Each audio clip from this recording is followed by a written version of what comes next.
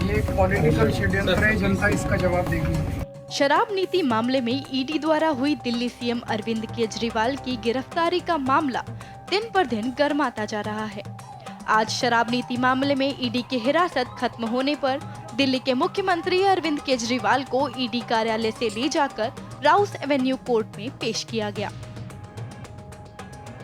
Delhi CM की इस पेशी में शामिल होने दिल्ली के मुख्यमंत्री अरविंद केजरीवाल की पत्नी सुनीता केजरीवाल भी राउस एवेन्यू कोर्ट पहुंची। इसी बीच दिल्ली हाई कोर्ट में अरविंद केजरीवाल के खिलाफ एक जनहित याचिका PIL दायर की गई थी। याचिकाकर्ता सुरजीत सिंह यादव द्वारा फाइल की गई इस PIL में अरविंद केजरीवाल को मुख्यमंत्री पद से हटाने की मांग की गई थी, जिसे दिल्ली उच्च न्यायालय ने खारिज कर दिया है। इस PIL पर फैसला सुनाते हुए कोर्ट ने कहा कि न्यायिक हस्तक्षेप की कोई गुंजाइश नहीं है। आज हमने PIL लगाई थी केजरीवाल जी के खिलाफ कि उनको मंत्री पद से, अपना मुख्यमंत्री पद से इस्तीफा देना चाहिए, क्योंकि वो जेल में और वो सरकार नहीं चला सकते। इसके लिए सुनवाई करते हुए माननीय जज साहब ने बोला है कि ये जो मामला है ये कोर्ट न देखते हुए इसको LG साहब इसको देखेंगे और वही उस पर कोई कार्रवाई करेंगे। और LG साहब का बयान भी आ गया है, इसलिए उन्होंने इस पे ऑर्डर कर दिया है कि इसको कोर्ट नहीं देखेगी, इसको LG साहब इस पे कार्रवाई करेंगे। आपका क्या डिमांड था, मतलब क्या? हमारी डिमांड ये था कि केजरीवाल जी अपने पद पे रहते हुए जेल से मुख्यमंत्री पद का निर्वाह नहीं कर सकते, क्योंकि जेल में ना तो वे फाइल मंगा सकते, ना सीक्रेसी जो गोपनीयता की वो शपथ लेते हैं उस शपथ का निर्वाह हो सकता, क्योंकि वे फाइलें अलग अलग लोगों के हाथों से निकलती हुई मुख्यमंत्री जी के पास जाएंगी। और उसके बाद जो दिल्ली में कोई भी आपदा आती है, जैसे बाढ़ आ गई या कोरोना आ गया, तो कोई भी आपात मीटिंग कैबिनेट की मुख्यमंत्री जी नहीं ले पाएंगे, क्योंकि वे जेल में हैं। और इस प्रकार से दिल्ली प्रशासन का, दिल्ली प्रदेश का जो भी शासन है वह पंगु हो जाएगा।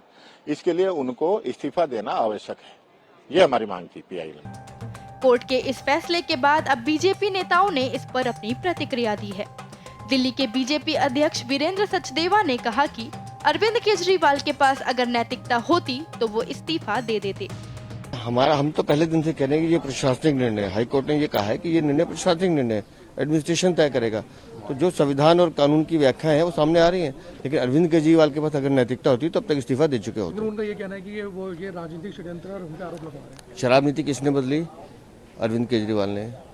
लूट खसोट किसने की? अरविंद केजरीवाल ने। उसमें राजनीति कहाँ से आ गई? और अगर इनको राजनीति दिख रही है तो जिन हाई कोर्ट्स के माननीय जजेस ने वो फाइल देखी, जो ये कहा कि भाई जांच एजेंसी को अपना काम करना चाहिए, तो वो भी क्या राजनीति कर रहे हैं क्या? वहीं बीजेपी नेता मनोज तिवारी ने दिल्ली सीएम पर तंज कसते हुए कहा कि अरविंद केजरीवाल भ्रष्टाचारी और लुटेरे तो बन ही गए हैं, लेकिन अब वे मानसिक दिवालियापन के कगार पर भी हैं। अरविंद केजरीवाल भ्रष्टाचारी तो बनी गए हैं, वो लुटेरे तो बनी गए हैं, दिल्ली के लोगों के ऊपर अत्याचार करने वाले तो बन गए हैं, पानी, सीवर, बिजली, दवाई सबके मामले में। लेकिन अब वो मानसिक दिवालियापन के कगार पे हैं।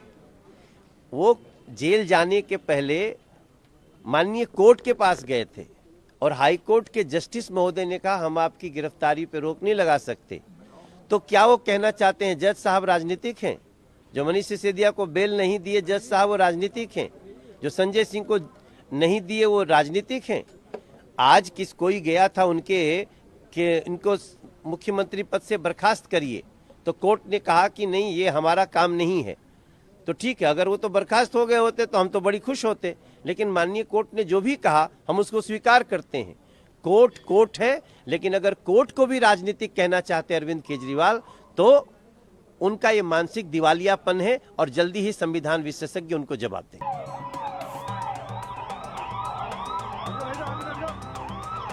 ये एक पॉलिटिकल षड्यंत्र है, जनता इसका जवाब देगी।